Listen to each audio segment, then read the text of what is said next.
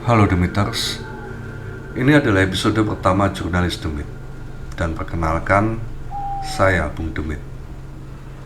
Pada episode kali ini, Bung Demit akan menceritakan sebuah kisah dari teman Bung Demit sendiri yang sebut saja namanya Harry. Peristiwa ini dialami oleh Harry dan teman-temannya di sekitar tahun 2000 saat mereka masih kuliah di kota Malang. Jadi ini adalah benar-benar kisah nyata, dan Bung Demit menceritakan ini atas izin Harry serta teman-temannya. Sebelum memulai cerita, Bung Demit mohon izin untuk membacakan sebuah mantra yang atas seizin Yang Maha Kuasa akan menjaga kita semua dari gangguan para demit dan lelembut. Karena tidak jarang, cerita semacam ini juga dapat mengundang kehadiran mereka yang ada di sekitar kita. Hong wilahing sekaring bawana langgeng kun kanikun ingsun kun kowe kama salah aja angganggu gawe aku ratuning kun.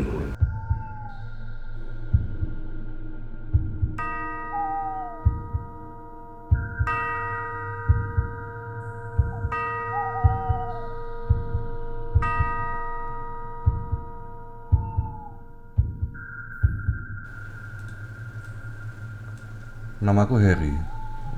Aku seorang mahasiswa semester 3 Fakultas Hukum di salah satu universitas swasta di kota Malang, Jawa Timur. Oh ya, aku berasal dari Madiun, Jawa Timur.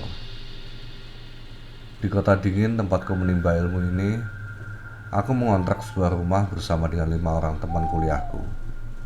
Letaknya gak terlalu dekat dengan kampus, tapi juga gak terlalu jauh juga. Ya, sekitar 1,5 kilometer lah dari kampus.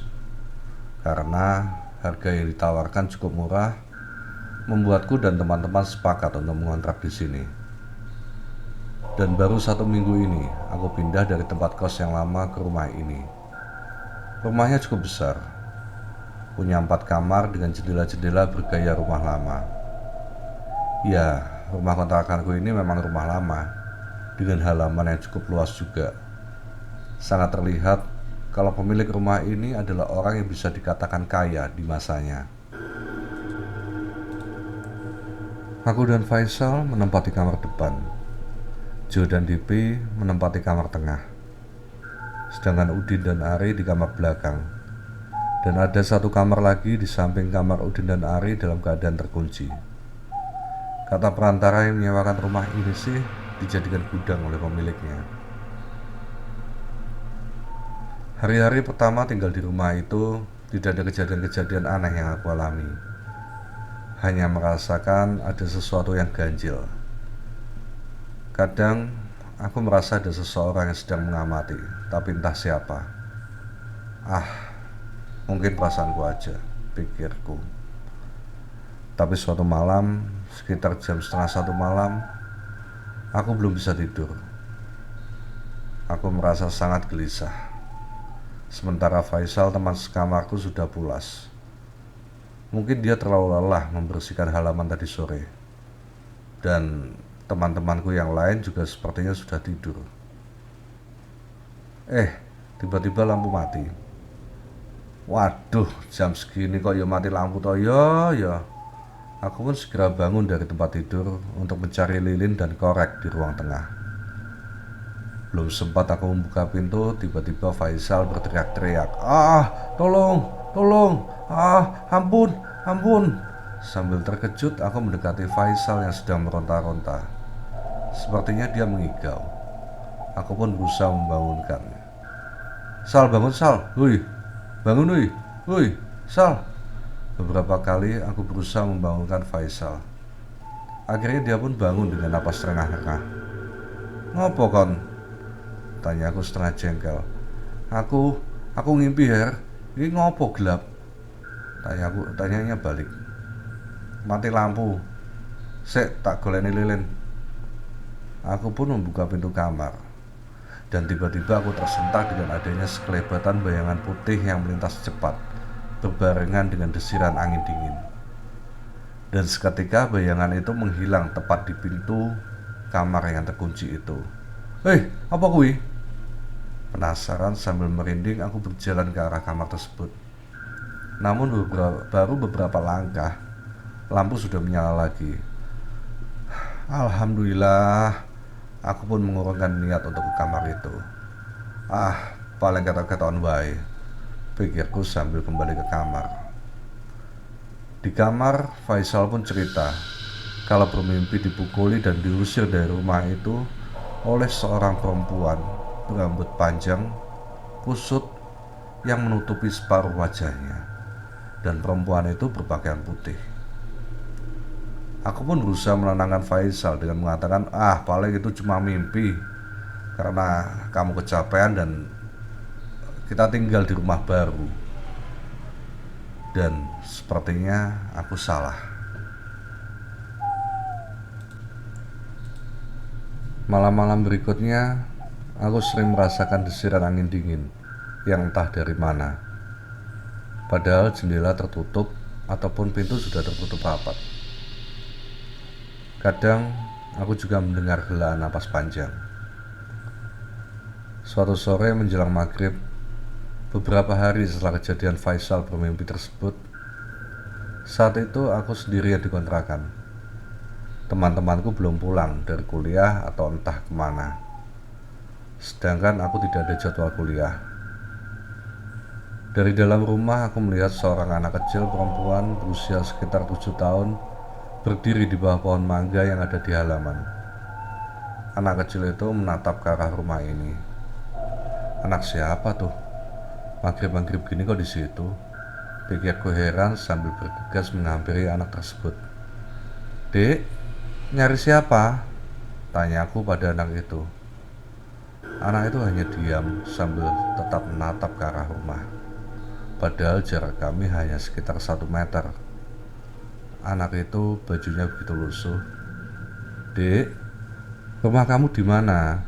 Udah hampir maghrib loh. Ayo pulang, nanti dicari orang tuamu," kataku lagi. Sesaat dia masih diam, lalu tangannya menunjuk ke arah rumah kontrakanku. Kebingungan, aku pun menoleh ke arah yang ia tunjuk. Dan tiba-tiba, "Rumahku di situ, itu rumahku." Tiba-tiba anak itu berbicara dengan suara yang membuatku langsung merinding. Dan ketika aku menoleh kembali ke anak itu, tidak ada siapapun di tempat yang berdiri tadi. Anak itu menghilang. Aku pun segera keluar pagar mencarinya. Tetap gak terlihat sosok anak perempuan tadi. Aku pun memutuskan untuk segera masuk kembali ke dalam rumah dengan tetap terngiang suara, "Rumahku di situ, itu rumahku." Pada malam harinya, saat kami semua berkumpul dan ngopi bareng di ruang tengah, sayup-sayup aku mendengar suara perempuan menyanyi dari arah belakang. Lirih, sebentar hilang, sebentar terdengar lagi.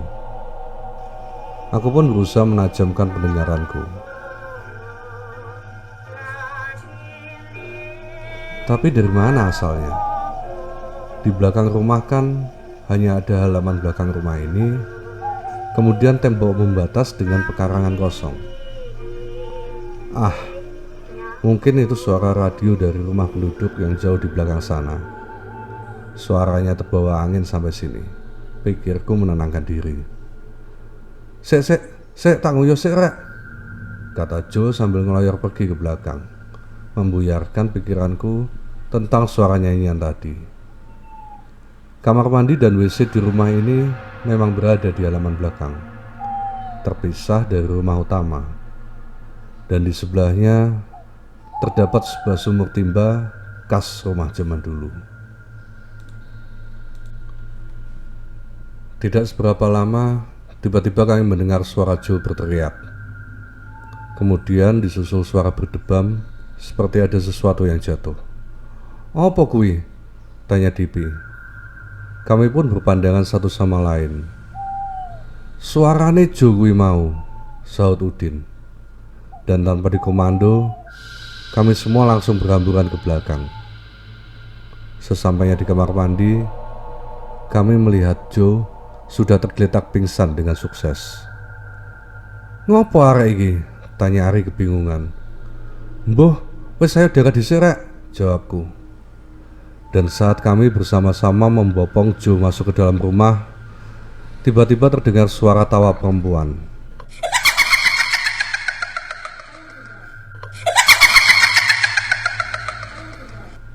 Suaranya melengking membuat merinding. Kami semua terkejut dan sesaat berpandangan. Kemudian melihat sekeliling kami mencari arah suara itu. Ternyata tidak hanya aku yang mendengarnya. Suara opo kui? Tanya Dipi. Wes mbuh, ayo ndang mlebu, jawab Faisal dengan suara gemetar. Dan di dalam rumah sejenak kami semua terdiam, kalut dan kebingungan dengan apa yang kami dengar tadi. Jo pun masih belum sadar.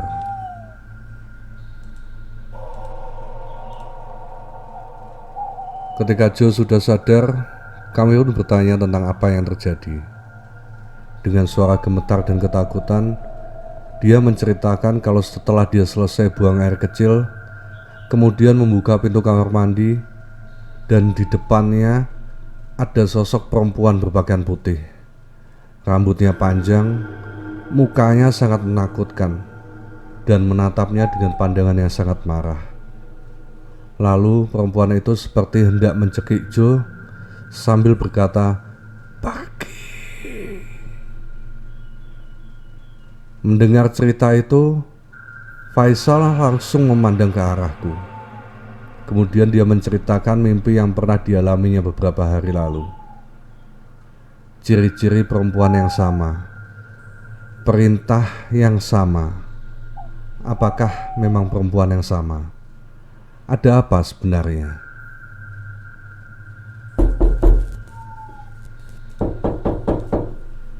Tiba-tiba kami mendengar suara ketukan di pintu depan. Wes tak buka sopo sih malam-malam begini? Kata Ari sambil bergegas untuk membukakan pintu. Begitu pintu dibuka, ada seorang anak kecil perempuan berdiri di hadapannya. Adik cari siapa? Tanya Ari kepada anak itu. Anak perempuan itu hanya diam sambil menatap Ari dengan wajah yang murung. Sopo ri? Tanyaku menghampiri Ari. Ini ada anak. Belum sempat Ari meneruskan, aku sudah melihat anak itu. Loh, kamu kan adik yang tadi sore. Kamu cari siapa, Dek? Rumahmu di mana? Tanyaku sambil mendekati Ari dan anak perempuan tersebut. Dan anak perempuan itu tiba-tiba menangis sambil berkata, "Ini rumahku." Dan ia mengeluarkan air mata darah. Aku dan Ari pun langsung terkejut ketakutan. Tubuhku terasa kaku menyaksikan itu, dan aku berusaha berdoa yang setelah aku ingat-ingat, saat itu aku mengucapkan doa makan. Dan gak jauh berbeda, Ari pun langsung duduk mengelesot dan ngompol. Perlahan anak perempuan itu menghilang dari penglihatan kami. "Sopo rek kok suimen?" teriak Dipi dari ruang tengah sambil berjalan menghampiri aku dan Ari. "Enek apa iki? Ngopo kon padha ndeprok ngono?" tanya Dipi ketika melihat aku dan Ari yang sedang terguncang seperti itu. Disusul Udin, Jo dan Faisal juga bergegas mendatangi kami. Kemudian aku dan Ari menceritakan apa yang terjadi tentang anak kecil perempuan tadi. Gangguan-gangguan yang kami alami setelah malam itu semakin sering dan parah. Tak hanya penampakan-penampakan saja, melainkan sudah ke kontak fisik. Pernah suatu malam saat tidur, Udin merasa ada yang mencekik dia, sampai membuat dia hampir kehabisan napas. Awalnya dikira hanya mimpi, tapi ternyata di bagian lehernya terlihat bekas cekikan dan luka seperti goresan kuku. Pernah juga ketika kami pulang kuliah, mendapati isi rumah dalam keadaan yang sangat berantakan, seperti ada yang habis mengamuk. Padahal saat kami berangkat kuliah, kami yakin rumah dalam keadaan rapi. Pokoknya saat itu bisa dikatakan tiada hari tanpa teror. Akhirnya kami sepakat mencari tahu ada apa dengan rumah kontrakan kami itu. Aku mencoba bertanya ke Pak Anton, perantara rumah kontrakan tersebut, dan dia mengatakan tidak tahu menahu tentang sejarah rumah itu. Walaupun aku merasa Pak Anton tidak benar-benar menjawab jujur. Kami juga coba bertanya ke tetangga-tetangga. Kebanyakan dari mereka tidak tahu menahu, karena saat mereka mulai tinggal di situ, rumah tersebut sudah ada. Hanya saja, hampir semua tetangga mengatakan kalau rumah yang kami tinggali itu memang angker. Karena setiap kali ada yang mengontrak, tidak ada satupun yang betah lebih dari 6 bulan. Bahkan, sering ada kejadian penjual makanan seperti penjual bakso, nasi goreng yang lewat di situ pada malam hari diberhentikan oleh sosok seorang perempuan bersama anaknya untuk memesan makanan. Kemudian perempuan dan anaknya itu masuk ke dalam rumah itu. Begitu sadar kalau rumah itu kosong, para penjual makanan itu pun langsung kabur. Dan masih banyak cerita-cerita lainnya terkait keangkeran rumah kontrakan kami tersebut. Para tetangga juga menyarankan ke kami untuk segera pindah sebelum terjadi hal-hal yang lebih menakutkan lagi. Kami masih tidak puas dengan informasi-informasi yang kami peroleh. Sampai suatu siang saat aku dan Joe sedang makan di warung yang tak jauh dari kontrakan, datang bapak-bapak tua berumur sekitar 60 tahunan. Bapak itu seorang tukang becak dan namanya Pak Rahmat. Mendengar aku dan Joe menceritakan apa yang kami alami beberapa hari ini kepada ibu warung, Pak Rahmat menatap kami berdua dengan pandangan aneh. Mas-mas ini tinggal di rumah itu? Tanya Pak Rahmat sambil menunjuk ke arah rumah kontrakan kami. Iya Pak, aku mengiyakan pertanyaannya. Waduh, sudah berapa lama mas? Tanyanya lagi menyelidik. Sekitar 1 bulan ini Pak. Ada apa ya Pak? Mungkin Bapak tahu sesuatu tentang rumah itu? Tanyaku langsung.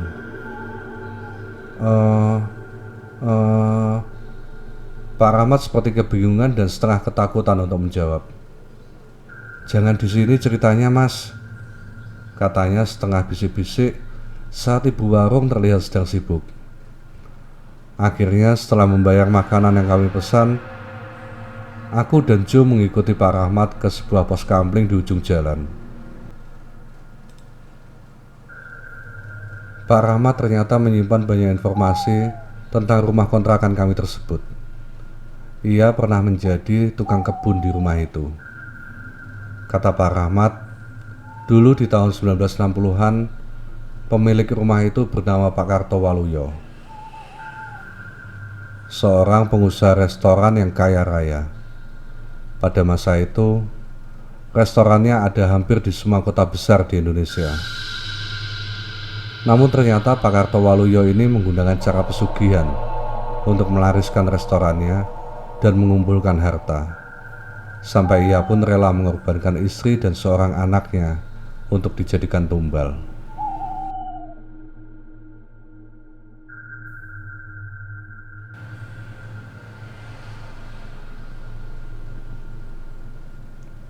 Apakah perempuan berambut panjang berpakaian putih itu istri Pak Kartowaluyo? Apakah anak perempuan itu putri Pak Kartowaluyo? Saya menyaksikan sendiri mas, Bu Kartowaluyo dan Non Tika meninggal dengan tidak wajar dan mengenaskan, kata Pak Rahmat sambil mengusap air matanya. Setelah mereka meninggal, saya memutuskan keluar kerja dari rumah itu, lanjutnya sembari menghela napas panjang. Setelah mengetahui kisah rumah kontrakan kami itu dari Pak Rahmat, aku dan Joe menceritakannya ke Dipi, Udin, Ari, dan Faisal. Akhirnya demi keselamatan, kami memutuskan untuk keluar dari rumah ini dan kembali ngekos.